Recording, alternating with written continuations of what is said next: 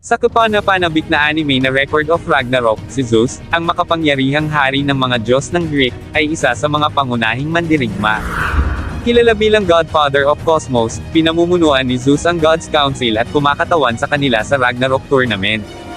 Bagamat mukha siyang mahina sa simula, ipinamalas ni Zeus ang kanyang totoong kapangyarihan sa Adamas form, kung saan nagiging malaki at sobrang nakakakilabot siya. Ang kanyang laban kay Adam, ang unang tao, na nagpapakita ng banggaan ng banal na lakas laban sa tibay ng tao ay hindi mapapantayan. Gumagamit si Zeus ng mga makapangyarihang teknik, kabilang ang time-stopping punch na The Fist That Surpassed Time. Sa kabila ng matinding pagsisikap at natatanging kakayahan ni Adam na gayahin ang anumang atake, nanalo si Zeus, pinapakita ang di mahihigitin na kapangyarihan ng mga Diyos. Ang tagumpay ni Zeus ay nagpapakita ng walang hanggang labanan sa pagitan ng mga Diyos at tao, ginawa siyang isang sentral na karakter sa epikong kwento ng Record of Ragnarok.